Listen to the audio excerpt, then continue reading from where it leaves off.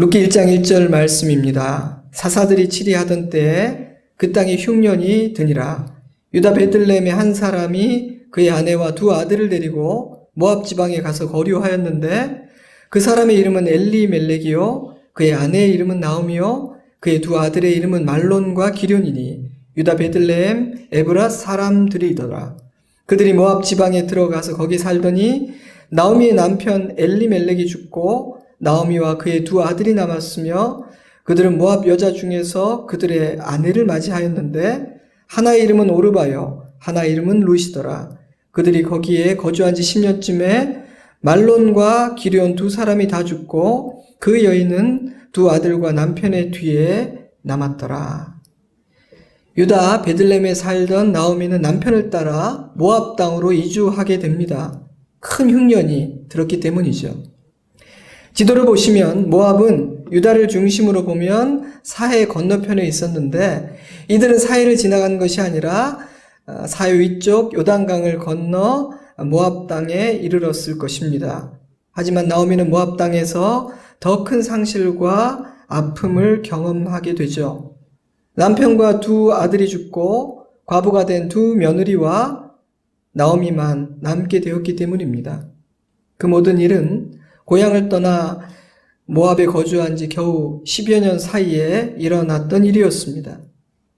낯선 땅에 정착을 하고 두 아들을 장가 보내고 남편과 두 아들을 차례차례로 잃어버리고 나오미에게 지난 10여 년간의 세월은 참으로 만만치 않은 그런 시간이었을 것이라고 짐작이 됩니다.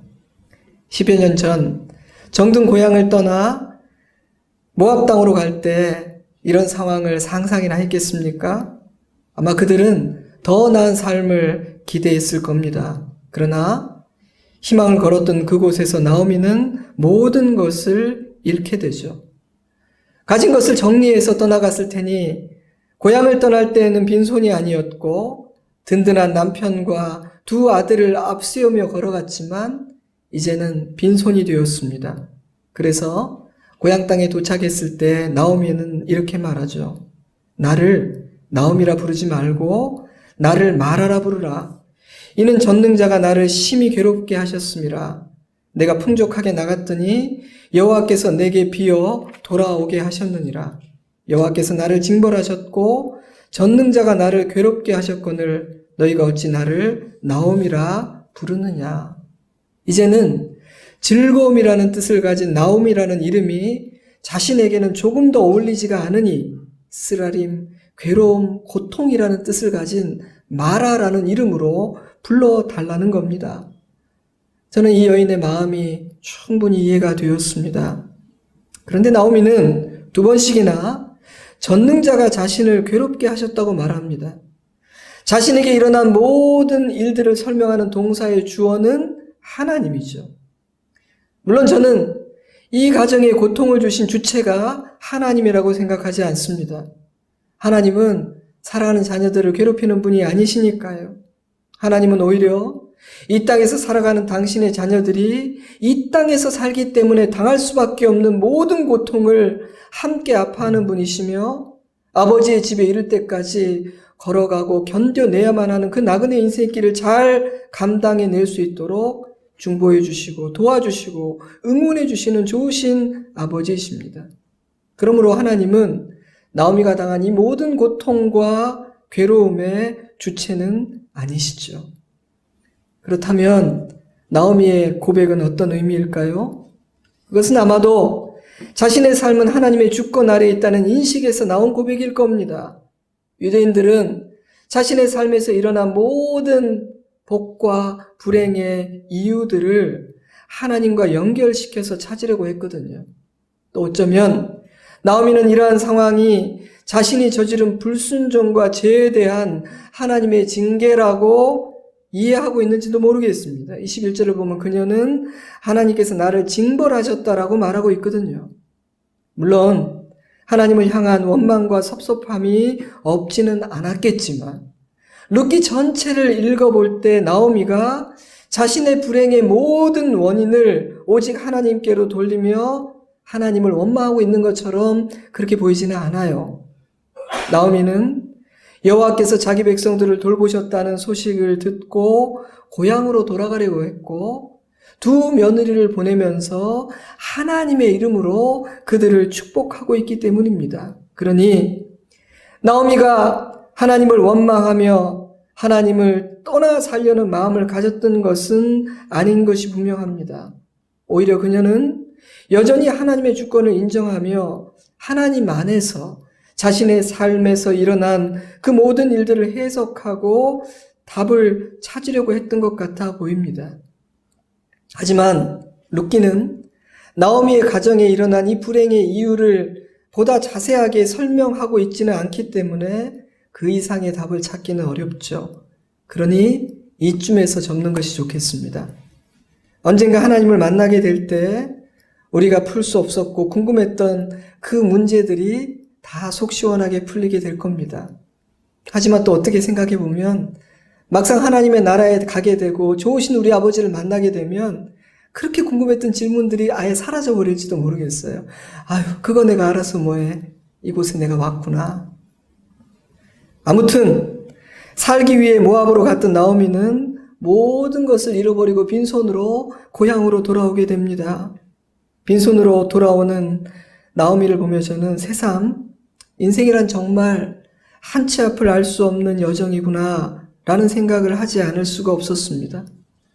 그들이 모압에 죽기 위해 갔습니까? 그들은 살기 위해 모압으로 갔습니다. 처음에는 모든 것이 낯설었지만 조금씩 정착이 되고 아들들도 좋은 배우자를 만나 가정을 이루었을 때 이제는 됐구나, 이제는 좀 안심해도 되겠구나 생각하지 않았겠어요? 하지만 나오미는 모든 것을 잃고 맙니다.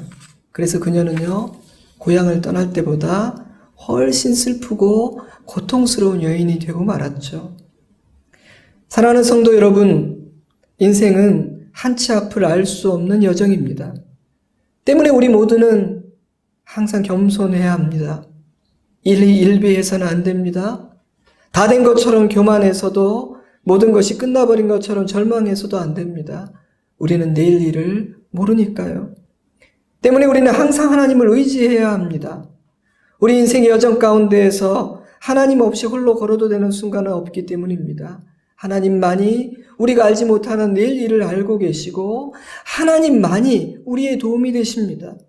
세상은 변합니다. 우리의 인생 여정은 예측할 수 없고 내 예측대로 되지 않습니다. 그러나 하나님은 변치 않으시고 신실하십니다. 고향으로 돌아가는 나오미에게 남아있는 것은 하나님을 향한 믿음뿐이었습니다. 물론 대단한 믿음이 있었던 것은 아닙니다. 큰 기대도 없었죠. 왜냐하면 나오미는요, 자신의 인생은 다시 회복될 수 없을 정도로 완전히 망가져 버렸다고 생각했기 때문입니다. 그러나 그녀에게 남은 것은 하나님밖에 없었습니다. 그래서 나오미는 하나님께서 자기 백성들을 불쌍히 여기시고 돌보아 주셨다는 소문이 들려오는 고향 땅으로 돌아가야겠다고 마음을 먹죠. 과부가 되어 빈손으로 돌아가는 것이 너무도 창피했지만 외로이 이방 땅에서 죽는 것보다는 고향 땅으로 돌아가서 그 친척들 가운데에서 하나님이 있는 그 땅에서 죽자, 그렇게 생각했던 것 같아요. 아주 작고 소박한 믿음이었습니다. 어찌 보면 그것은 믿음이라고 말하기에도 너무나 부끄러운 그녀에게 남아있는 마지막 한 가지 옵션이었습니다. 하지만 나오미의 삶은 그녀가 예상했던 것처럼 그렇게 망가진 채로 끝나지 않았습니다. 그 땅에는 하나님께서 예비하신 아주 놀라운 일이 그녀를 기다리고 있었기 때문이죠. 룻기는 웃음을 되찾을 수 없을 것 같았던 나오미가 웃게 되는 이야기로 끝이 납니다. 하나님께서 그녀의 이름에 걸맞는 즐거움이라는 이 여인의 이름에 걸맞는 삶을 다시 회복시켜 주셨기 때문이죠. 그러므로 사랑하는 성도 여러분, 하나님의 백성들은 그 어떤 상황에서도 속단해서는 안 됩니다. 너무 쉽게 판단하고 너무 쉽게 절망하고 포기해버려서는 안 됩니다. 작은 믿음 하나를 가지고 믿음의 공동체로 돌아가는 사람, 겨자씨와 같은 믿음으로 다시 하나님을 붙드는 사람에게 어떤 일이 일어날지 우리는 알지 못하기 때문입니다. 상실과 아픔의 이야기처럼 보이는 룻기는 회복과 소망의 이야기입니다. 그런데 그러한 하나님의 역사에 쓰임받는 인물이 바로 루시라는 여인이에요. 여러분, 하나님의 일에는 반드시 쓰임받는 사람이 있습니다. 모든 하나님의 역사에는 반드시 쓰임받는 사람이 있습니다. 이 이야기에서 그 사람은 룻이었습니다. 룻은 나오미의 가정을 회복시키는 축복의 통로가 되었고, 룻을 통해 하나님이 뜻하신 바 그 놀라운 계획은 온전히 성취됩니다. 사랑하는 성도 여러분, 여러분의 가정과 우리 교회와 이 나라의 룻이 되기를 소원하십시오. 저는 우리도 룻일 수 있다고 믿습니다. 성도는 자신이 룻이 되기를 소망해야 된다고 생각합니다. 회복시키는 자, 좋은 일이 일어나게 만드는 자, 하나님께서 행하시는 놀라운 일에 통로가 되고 도구가 되는 사람, 그가 바로 룻입니다. 시어머니가 베들레헴으로 돌아가기로 결심한 그 순간 두 며느리 역시 선택을 해야 했습니다. 나오미는 두 사람을 축복하며 각자의 고향으로 돌아가 살 길을 찾으라고 말했죠. 진짜 괜찮은 시어머니 아닙니까? 이 시어머니는요, 자기 입장이 아니라 며느리 입장에서 생각하고 그들에게 길을 열어주었습니다. 룻기 1장 8절, 나오미가 두 며느리에게 이르되 너희는 각기 너희 어머니의 집으로 돌아가라. 너희가 죽은 자들과 나를 선대한 것 같이 여호와께서 너희를 선대하시기를 원하며 여호와께서 너희에게 허락하사 각기 남편의 집에서 위로를 받게 하시기를 원하노라 하고 그들에게 입맞춤에 그들이 소리를 높여 울며 나오미에게 이르되 아니니이다 아니니이다 우리는 어머니와 함께 어머니의 백성에게로 돌아가겠나이다 하는지라. 시어머니와 며느리의 이별이라고 보기는 어려운 참으로 애틋한 장면입니다. 시어머니는 떠나라 말하고 며느리들은 안 가겠다고 말합니다. 자신들이 져야 할 무거운 짐을 벗을 수 있는 절호의 기회였는데 말입니다.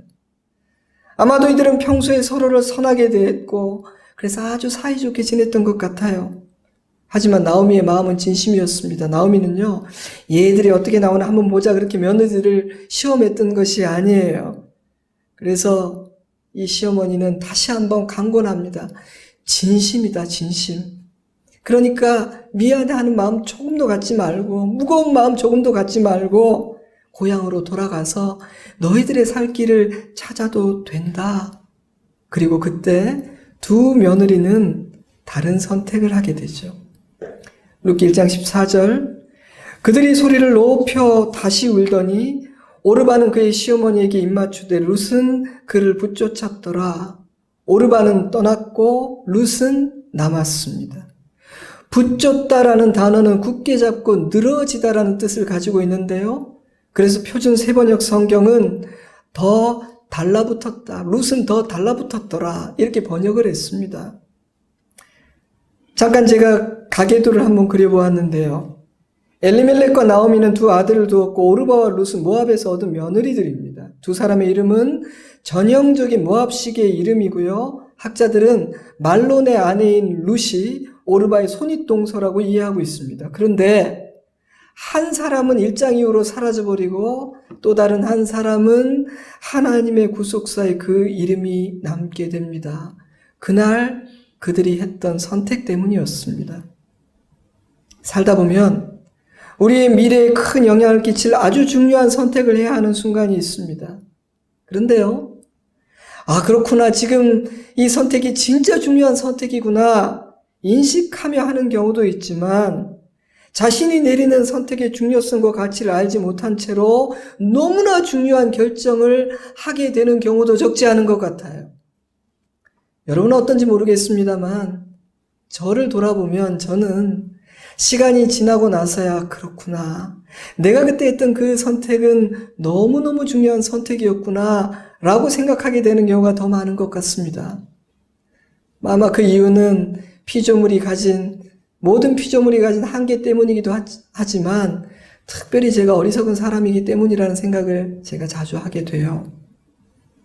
룻기 1장에 기록된 이 선택의 순간은 룻과 오르바 모두에게 아주 중요한 순간이었습니다. 그런데 이 두 사람은 다른 선택을 하고 그들의 미래도 달라지게 되죠. 물론 오르바의 선택 역시 악한 선택이 아니었습니다.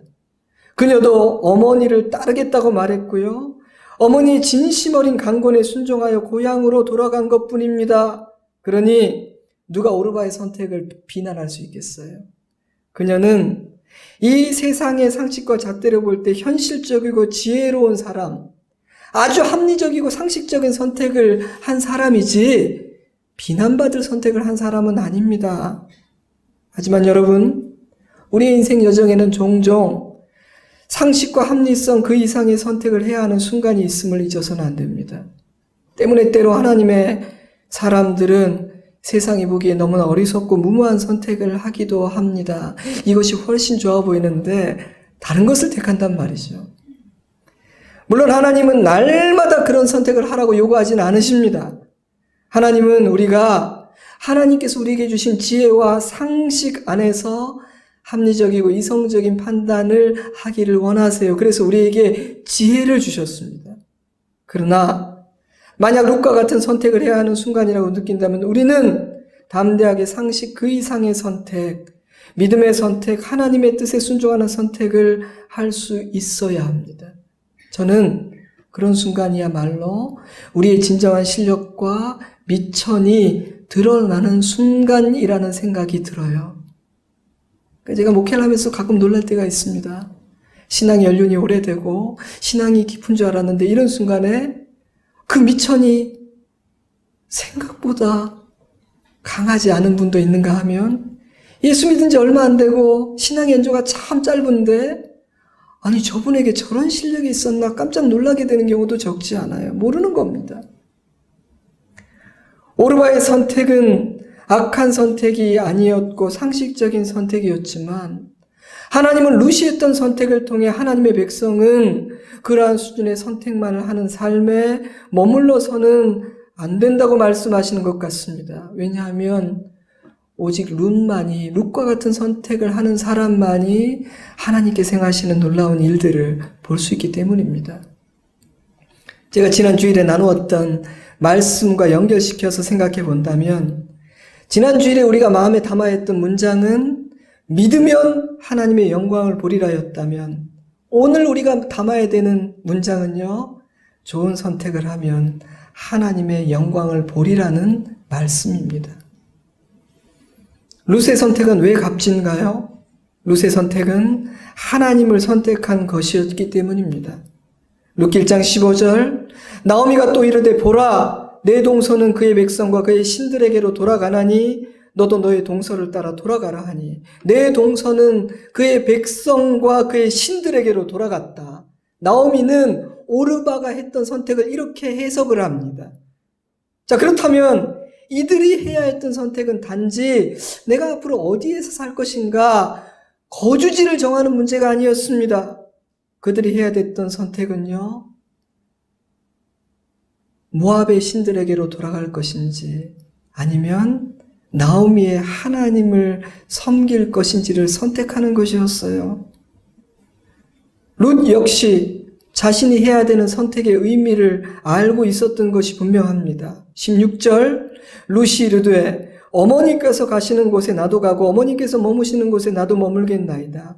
어머니의 백성이 나의 백성이 되고 어머니의 하나님이 나의 하나님이 되시리니 룻은 모압의 백성으로 사는 것을 거절하고 자신의 남은 삶은 하나님의 백성으로 살기로 결정했던 거예요. 글쎄요, 그 당시 룻이 자신이 얼마나 중요한 선택을 하고 있는 것인지 알았는지 몰랐는지는 알 수가 없습니다. 그러나 성경은 룻은 그날 너무나도 결정적이고 중요한 선택을 했다고 말하고 있습니다. 그날 그녀는 자신의 남은 생을 하나님의 백성으로 살겠다는 선택을 했기 때문입니다. 사랑하는 성도 여러분, 여러분은 룻과 같은 선택을 하셨습니까? 하나님, 저는 이제 하나님 나라의 백성으로 살 겁니다. 이제 저는 더 이상 다른 나라를 기웃거리지 않을 거예요. 선택하셨습니까? 룻기 1장 17절 어머니께서 죽으시는 곳에서 나도 죽어 거기 묻힐 것이라. 만일 내가 죽는 일 외에 어머니를 떠나면 여호와께서 내게 벌을 내리시고 더 내리시기를 원하나이다. 룻의 마음은 단호했습니다. 학자들은 이러한 룻의 표현 방법을 주목합니다. 이것은 모압의 맹세법이 아니라 히브리식의 맹세법이라는 것이죠. 히브리 사람이 다 됐네요. 제 생각에는요, 며느리들은 지난 몇 년간 시어머니와 살면서 시어머니에게 영향을 받은 것 같아요. 분명한 신앙적 가치관에 근거한 나오미의 인품과 삶은 며느리들에게 모범이 되었고 며느리들은 마음으로 시어머니를 존경했던 것 같습니다. 사랑하는 여러분, 성품과 삶의 모범이 없으면 영적인 영향을 끼칠 수는 없습니다. 그러니 우리가 정말 하나님을 증거하고 싶다면, 내가 아는 이 하나님을 소개하고 싶다면 우리는 좋은 사람이 되려고 노력을 해야 됩니다. 신앙이 없는 사람들과의 차이가 단지 주일에 교회를 가는 것뿐이라면 세상은 우리가 믿는 그 하나님에 아무런 관심을 기울이지 않을 거예요. 그래서 사도행전을 보면요, 이방인들을 위해 파송된 첫 번째 선교사인 바나바를 소개하면서 어떻게 소개하죠? 바나바는 착한 사람이다. 저는 참 그 본문을 읽을 때 너무 재밌다고 생각했습니다. 아니, 다른 멋진 미사여구가 많을 텐데 왜 하필 이렇게 얘기했을까? 바나바는 착한 사람이다. 진짜 착한 사람. 너희들 알지? 왜냐하면요, 하나님을 알지 못하는 이방 사람들도 사람을 대할 때 이 사람이 괜찮은 사람인지 아닌지 정도는 알 수 있기 때문에 바나바가 착한 사람이라는 것은 선교사에게 너무너무 중요한 덕목이라는 거예요. 그러므로 여러분, 우리는 나의 공로를 쌓기 위해서가 아니라 하나님의 이름을 위해서 좋은 사람이 되려고 애를 써야 합니다. 하지만 좋은 사람 곁에 있고 좋은 말을 듣는다고 해서 모두가 같은 선택하는 것은 아닙니다. 같은 시어머니를 모셨고 그 시어머니를 좋아하고 존경했지만 룻은 남았고 오르바는 떠났거든요. 사실 룻은 어려운 선택을 했습니다. 그러나 하나님은 룻이 얼마나 지혜로운 선택을 한 것인지를 알고 계셨습니다. 왜냐하면 룻은 하나님께 소망을 두었거든요. 그는 단지 시어머니에게 효도하기 위해서 남은 것 아니라 하나님께 소망을 두었기 때문에 남을 수가 있었던 겁니다.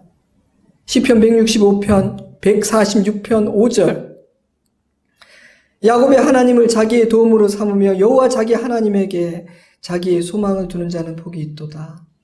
야곱의 하나님을 자기의 도움으로 삼으며 여호와 자기 하나님에게 자기의 소망을 두는 자는 복이 있도다. 성경은 하나님을 도움으로 삼는 자는 복이 있다고 말합니다.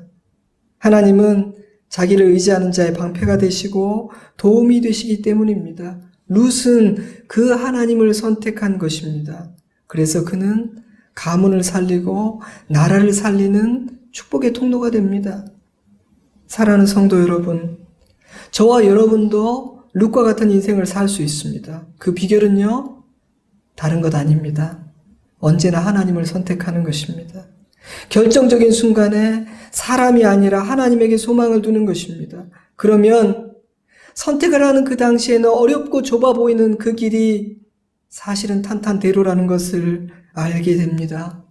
그 길을 따라서 조금만 걸어가다 보면 곧 알게 됩니다. 룻의 인생 여정은 그것을 증명하고 있죠. 그러므로 여러분, 인생의 갈림길에 설 때마다, 중요한 결정을 해야 될 때마다 이렇게 물어보세요. 하나님, 제가 지금 하려는 이 선택은 하나님을 택하는 것입니까? 하나님, 제가 지금 가려고 하는 이 길은 주님께 소망을 두고 하나님을 의지하는 길이 맞습니까? 하나님, 제가 지금 하나님을 택하려고 하고 있는 것입니까? 만약 우리가 하나님을 선택한다면 우리는 반드시 하나님께서 행하시는 놀라운 일을 보게 될 것입니다. 그것을 믿으십시오. 결정적인 순간 그 믿음으로 사람이나 돈이나 힘과 성공이 아니라 하나님을 택하십시오. 여러분의 감정의 소리와 상황이 이끄는 대로 선택하지 말고 믿음이 이끄는 대로 하나님을 택하십시오. 룻은 그렇게 했고 그렇게 했기 때문에 하나님의 영광을 보았습니다. 룻의 선택은 왜 값진가? 룻의 선택에는 헌신이라는 가치가 담겨 있기 때문입니다. 하나님은 언제나 헌신과 희생이라는 가치가 담긴 선택을 귀하게 여기십니다. 왜냐하면 헌신과 희생은 죄인들이 할 수 있는 일이 아니라 하나님의 성품이기 때문에 우리가 헌신과 희생의 마음을 가지고 어떤 결정을 할 때 하나님과 가장 닮아 있기 때문입니다. 헌신과 희생이라는 가치를 담은 결정은 나를 위한 이기적인 선택이 아니라 다른 누군가를 위한 이타적인 선택입니다. 때문에 하나님이 우리가 그런 길을 선택할 때 굉장히 기특해 하십니다. 그러므로 헌신과 희생을 어리석은 것으로 여기는 이 시대의 풍조는 헌신과 희생을 통해 이루어지는 하나님의 일을 막으려고 하는 사단의 전략입니다. 그런 시대이기 때문에 하나님은요, 이 시대에 그 어느 때보다 헌신과 희생을 할 수 있는 당신의 자녀들을 더 귀하게 여기시고 더 좋은 것으로 갚아주십니다. 그런데 룻이 그런 선택을 했던 거예요. 정확한 나이는 알 수 없지만 당시의 결혼 풍습으로 볼 때 룻은 나이가 많지 않았을 거예요. 게다가 그녀는 신앙의 공동체에서 자라지 못한 이방 여인이었습니다. 그럼에도 불구하고 룻은요, 유대 공동체에도 보기 어려웠던 헌신과 희생의 길을 걸어가고자 했으니 하늘 아버지께서 보실 때 얼마나 기특했겠습니까? 하나님만이 아니라 사람들도 룻의 헌신을 알고 있었습니다. 보아스가 종들에게 룻에 대해서 물어보았을 때 종들은 이렇게 말했죠. 룻기 2장 6절입니다. 베는 자를 거드린 사환이 대답하여 이르되 이는 나오미와 함께 모압 지방에서 돌아온 모압 소녀인데 그의 말이 나로 베는 자를 따라 단 사이에서 이삭을 죽게 하소서 하였고 아침부터 와서는 잠시 집에서 쉰 외에 지금까지 계속하는 중이니이다. 종은 주인에게 룻이 얼마나 성실하고 헌신적인 사람인지 굉장히 긍정적으로 이야기를 해주었죠. 종의 눈에도 룻은 도와주고 싶은 사람이었던 거예요. 도와주고 싶었어요. 여러분, 누군가 도와주고 싶은 사람이 된다는 것은 참 복된 일이에요. 자신에게 은혜를 베푼 보아스 앞에 엎드려 감사하는 룻에게 보아스는 이렇게 말합니다. 2장 11절 보아스가 그에게 대답하여 이르되 내 남편이 죽은 후로 내가 시어머니에게 행한 모든 것과 내 부모와 고국을 떠나 전에 알지 못하던 백성에게로 온 일이 내게 분명히 알려졌느니라. 여호와께서 내가 행한 일을 보답하시기를 원하며 이스라엘의 하나님 여호와께서 그의 날개 아래 보호를 받으러 온 내게, 이 표현이 굉장히 중요합니다. 보아스는 룻의 선택을 어떻게 이해하고 있습니까? 룻이 이스라엘의 하나님 여호와의 날개 아래 보호를 받으러 왔다는 거예요. 온 내게 온전한 상 주시기를 원하노라 하는지라 룻에 대한 소문이 쫙 났던 것 같아요. 그래서 보아스도 이 기특한 여인을 도와주고 싶었던 겁니다. 저는요, 우리 하나님은 사람과는 다르시기 때문에 편애하지는 않으시지만 그래도 도와주고 싶은 자녀가 있지 않을까라고 늘 생각합니다. 저는 그렇게 믿어요. 아, 쟤는 알아서 잘하는구나. 지가 알아서 하는구만 싶은 자녀가 있는가 하면 쟤는 내가 정말 도와줘야겠어. 이렇게 도와주고 싶은 자녀가 있을 것 같아요. 하나님은 어떤 사람을 도와주고 싶어 하실까요? 여러 가지 대답이 있겠지만 제가 오늘 두 가지만 말씀드린다면 저는 자신이 너무나 작고 약하다고 생각하기 때문에 하나님만 의지하고 붙드는 사람을 하나님은 도와주신다고 믿고 있습니다. 보아스는 룻을 여호와의 날개 아래에 보호받으러 온 사람이라고 표현했죠. 하나님은요, 자기에게 피하는 사람을 반드시 도와주십니다. 때문에 저는 기도할 때면 언제나 저의 약함과 부족함과 어리석음을 하나님 앞에 부각시키려고 참 애를 씁니다.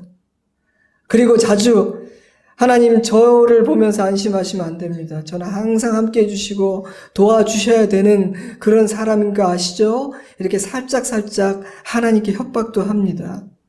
저는 진실로 주님의 도움이 없이는 살 수도 사역할 수도 없으니까요. 그러므로 여러분, 잘난 체하고 자기 의를 주장하고 자신이 가진 것을 신뢰하는 것은 너무도 어리석은 일이에요.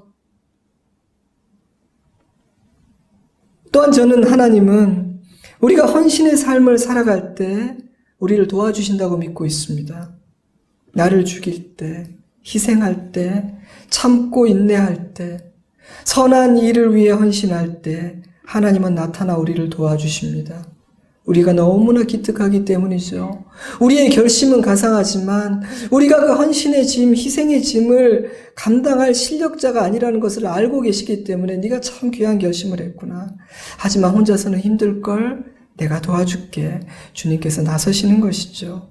그래서 하나님은요, 뜻을 정한 다니엘의 뒤를 봐주셨습니다. 자신의 전부를 걸고 왕 앞에 나선 느헤미야는 왕의 은혜를 입을 수 있었습니다. 사랑하는 성도 여러분, 헌신은 반드시 선한 결과를 낳습니다.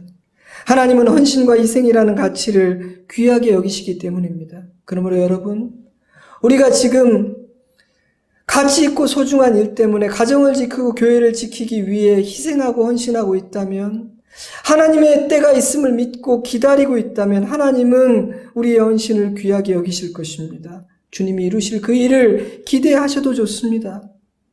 하나님은 헌신과 희생의 가치를 귀하게 여기시기 때문에 이기적으로 살아가고 약삭빠르게 살아가는 것은, 사람의 방법으로 머리를 써서 소망을 발견하려고 하는 것은 결코 지혜로운 일이 아닙니다. 룻의 선택은 왜 값진가? 룻은 자신의 선택에 끝까지 신실했기 때문입니다. 룻기를 읽어보면 룻이 자신의 선택에 대해 후회했다는 흔적을 발견할 수가 없습니다. 오히려 룻은 자신의 선택에 끝까지 최선을 다했습니다. 2장 19절, 시어머니가 그에게 이르되 오늘 어디서 주었느냐? 어디서 일을 하였느냐? 너를 돌본 자에게 복이 있기를 원하노라. 이것이 룻의 현실이었습니다. 매일 어디서 일을 할지 알 수 없는 상황, 누군가의 돌봄을 받아야만 하루를 살 수 있는 삶, 그것이 룻의 현실이었어요. 멋진 선택을 했지만 그들 앞에 있는 현실은 결코 만만치가 않았습니다. 날마다 생존의 문제를 염려해야 했고 그들의 미래는 불투명했습니다. 몸이라도 아픈 날에는 염려와 두려움이 엄습했을 거예요. 많은 사람들이 그러한 현실의 무게 앞에 꺾이고 맙니다. 하나님을 떠납니다. 세상과 타협합니다. 그러나 룻은 하나님과 어머님 앞에서 했던 그 맹세를 지켜냅니다. 룻기 1장 16절입니다. 룻이 이르되 어머니의 하나님이 나의 하나님이 되시리니 어머니께서 죽으시는 곳에서 나도 죽어 거기 묻힐 것이라. 만일 내가 죽는 일 외에 어머니를 떠나면 여호와께서 내게 벌을 내리시고 더 내리기를 원하나이다 하는지라. 나오미가 룻이 자기와 함께 가기로 굳게 결심함을 보고 그에게 말하기를 그치니라. 룻은 굳게 결심했고 자신의 결심과 선택에 끝까지 신실했습니다. 제가 본 적은 없지만 룻기를 통해 제가 느낄 수 있는 룻의 성품과 외모는 부드럽고 온유해 보입니다. 이 여인은 여성스러운 쪽에 가깝지 대장부 같은 스타일은 아니었던 것 같아요. 그러나 이 여인의 속사람은 깊고 단단했습니다. 그는 외유내강형이었던 것 같아요. 그는 허언하는 사람이 아니라 자신의 말에 신실한 사람이었습니다. 그는 떠들어대는 사람이 아니었습니다. 하나님은 룻의 신실함을 사랑하셨습니다. 제가 요즘 모세오경을 묵상하고 있기 때문에 이러한 룻의 신실함이 자신들이 선민이라고 자부심에 가득 찼던 이스라엘의 모습과 너무너무 비교가 되더라고요. 이스라엘은 쉽게 끓었다가 쉽게 식어버리는 변덕이 죽을 듯하는 사람들이었습니다. 그들에게는 감사가 없었고요. 그들은 하나님 앞에서 신실하지 못했습니다. 신앙도 감정도 기복이 심했죠. 저는 그런 걸 기복신앙이라고 얘기합니다. 복을 구하는 것도 그렇지만 기복이 많은 신앙이에요. 저는 기복이 심한 것이 미성숙한 사람의 가장 큰 특징 중에 하나가 아닌가라고 늘 생각합니다. 그런 사람들은 하나님의 복을 누리지 못합니다. 왜냐하면요, 하나님의 복은 신실한 사람들의 것이에요. 하나님의 은혜는 인내하고 끝까지 버티는 사람에게 허락됩니다. 그러니 변덕스러운 사람이 어떻게 그 복을 맛볼 수가 있겠어요? 시편 1편 3절 그는 시냇가에 심은 나무가 철을 따라 열매를 맺으며 그 잎사귀가 마르지 아니함 같으니 그가 하는 모든 일이 다 형통하리로다. 악인들은 그렇지 아니하며 오직 바람에 나는 겨와 같도다. 하나님은 복 있는 자를 뿌리 깊은 나무로 악인들을 뿌리 없이 바람에 흩날리는 겨로 비유하셨습니다. 굉장히 의미가 있는 비유죠. 사랑하는 성도 여러분, 부평초와 같은 사람이 되지 맙시다. 뿌리를 깊이 내린 나무와 같은 사람이 됩시다. 자주 결심하지는 않지만 한 번 선택하고 한 번 결심하면 끝까지 지키고 견뎌내는 신실한 사람이 됩시다. 하나님은 신실함을 사랑하십니다. 그리고 그러한 자들만이 하나님이 행하시는 크고 놀랍고 위대한 일을 반드시 보게 되는 줄로 믿으시기 바랍니다. 말씀을 맺겠습니다. 중요한 갈림길에서 룻은 하나님을 선택했습니다. 그의 선택에는 헌신과 희생이라는 가치가 있었고 룻은 자신의 선택에 끝까지 신실했습니다. 하나님은 자기를 선택한 룻을 끝까지 책임져 주셨습니다. 여러분 이런 상상을 한번 해보세요. 누군가가 저나 여러분을 믿고 중요한 결정을 내린다고 생각해 보세요. 우리를 믿고 결정을 하는 거예요. 와, 저는 생각해보니까 정말 부담스러울 것 같더라. 저 사람 왜 저렇지? 왜 나를 믿고 저런 결정을 하는 거야? 고맙긴 한데 너무 부담스러워. 하지만 어떡하겠어. 나 믿고 한 결정이니까 내가 도와줘야지 뭐. 하나님, 나를 믿고 결정을 했답니다. 잘 될 수 있도록 도와주세요. 그런 마음이 들겠습니까? 안 들겠습니까? 물론 인간이 느끼는 그런 감정과 같을 일은 없겠지만 성경을 묵상해보고 제 인생의 경험이나 목회의 경험에 비추어 볼 때 하나님도 하나님만을 믿고 어떤 결정을 내린 사람들은 각별하게 돌보아 주신다는 생각이 들어요. 조카 롯이 젖과 꿀이 흐르는 소돔 땅을 택하고 아브라함은 믿음으로 남은 땅을 선택했을 때 하나님은 아브라함에게 나타나 약속의 말씀을 주지 않으셨습니까? 에스더가 죽으면 죽으리라 목숨을 걸고 왕 앞에 나아갔을 때 하나님은 그를 붙들어 주지 않으셨나요? 다니엘과 그의 친구들이 오직 하나님만을 믿고 사자굴에 던져지고 불구덩이에 던져질 때 하나님은 그들을 보호하실 뿐 아니라 높이지 않으셨습니까? 하나님은 자신을 믿고 모든 것 맡기는 자녀들을 특별하게 돌봐 주십니다.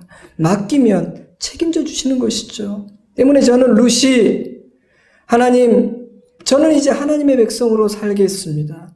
저는 당신의 날개 아래로 피합니다. 라고 고백하며 베들레헴을 향해 발걸음을 옮기는 그 순간 하나님은 걱정하지 마라. 너는 아주 지혜로운 선택을 했구나. 지금부터는 내가 너를 책임져 줄게. 라고 말씀하셨다고 믿습니다. 아마 롯은 듣지 못했겠지만 분명 하나님은 그렇게 크게 외치셨습니다. 그러니 그녀는 하나님을 선택한 그 순간부터 겉으로 보기에는 어떠했을지 몰라도 이 세상에서 가장 안전한 사람이 된 것입니다. 하나님이 책임져 주는 사람이 됐으니까요. 그러므로 하나님을 선택하는 사람은, 하나님께 맡기는 사람은 참으로 지혜로운 사람입니다. 귀중품은 카운터에 맡겨주세요. 맡기지 않은 물건은 책임지지 않습니다. 목욕탕 카운터에 기록된 이 문장은 진리의 말씀이에요. 여러분, 귀한 것일수록, 우리가 소중히 여기는 것일수록 하나님께 맡겨야 합니다. 사랑하는 성도 여러분, 룻은 하나님을 선택했습니다. 하나님께 자신의 남은 삶의 소망을 다 걸었습니다. 지혜로운 선택이었죠. 여러분, 저와 여러분들 룻일 수 있습니다. 저는 우리가 룻이기를 바랍니다. 저는 우리의 마음에 하나님, 저도 룻과 같기를 원합니다. 소원해야 된다고 생각합니다. 이 시간 세 가지 교훈을 우리의 마음에 담고 돌아갑시다. 이 선택이 하나님을 선택하는 것인지 언제나 물어보십시오. 헌신과 희생이라는 가치가 담긴 선택하는 것을 조금도 두려워하지 마십시오. 하나님 앞에서 내린 그 선택에 끝까지 신실하십시오. 버티십시오. 견디십시오. 그러면 하나님께서 이루시는 놀라운 일을 보게 될 것입니다. 같이 기도하겠습니다. 여러분, 이 시간 하나님께서 우리에게 주시는 깨달음을 붙들고 기도했으면 좋겠습니다. 우리가 하나님을 선택하면 하나님은 우리를 도와주십니다. 우리가 하나님을 의지하고 하나님께 소망을 두면 하나님께서 우리를 책임져 주십니다. 우리가 룻과 같이 주님에게 소망을 두고 그 날개 아래로 피하면 하나님은 우리를 통해 좋은 일 이루십니다. 회복시키십니다. 주님의 뜻을 성취하십니다. 주님, 그 믿음의 실력을 주시옵소서. 믿음으로 주님을 택하고 끝까지 신실함을 지키게 하여 주시옵소서. 우리 같이 기도하겠습니다. 아버지 하나님, 아버지 하나님, 하나님 아버지, 하나님 아버지, 하나님 아버지, 하나님 아버지, 아버지 하나님, 아버지 하나님 감사합니다. 하나님 감사합니다. 주님 좋으신 하나님 감사합니다. 좋으신 우리 아버지는 사랑하는 자녀들을 늘 도와주기 원하시지만 특별히 더 도와주고 싶은 기특한 자녀들이 있는 것 같습니다. 룻이 그런 자녀였다는 생각이 듭니다. 그는 자신의 신들에게로 돌아가지 않고 하나님을 택했습니다. 나이 어린 연약한 그 여인은 헌신과 희생의 길을 선택했습니다. 그리고 아버지의 날개 그늘 아래에서 자신의 선택에 끝까지 신실했습니다. 하나님은 그러한 룻을 도와주고자 하셨습니다. 그를 통해 가정을 회복시키실 뿐 아니라 공동체를, 민족을 회복시켜 주셨습니다. 많은 것이 망가져 있는 시대입니다.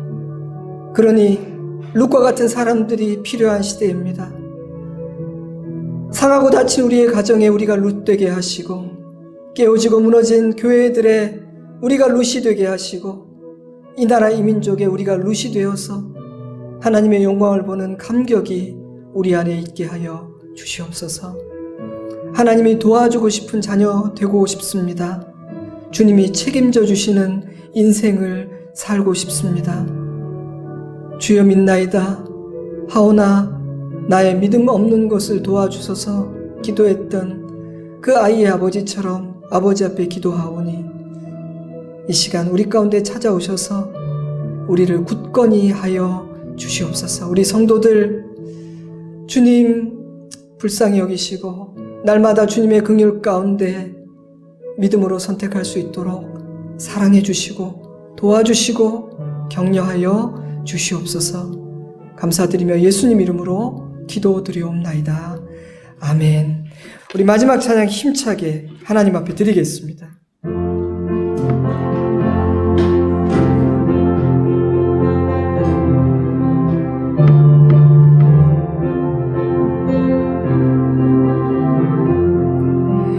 나 이제 주님의 새 생명 얻은 몸 옛 것은 지나고 새 사람이로다.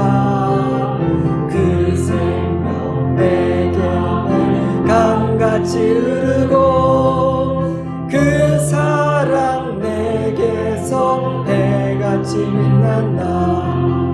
영생을 맛보며 주 안에 살리라. 오늘도 내일도 주 함께 살리라. 주 안에 감추인 새 생명 얻으니 이전에 좋던 것 이제는 값없다. 하늘의 은혜와 평화를 맛보니 찬송과 기도로 주 함께 살리라. 영생을 맛보며 주 안에 살리라.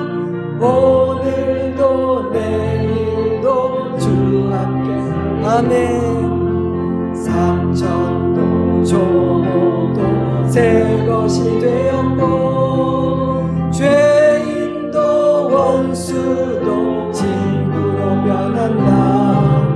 새 생명 얻은 자 영생을 맛보니 주님을 모신 밤 새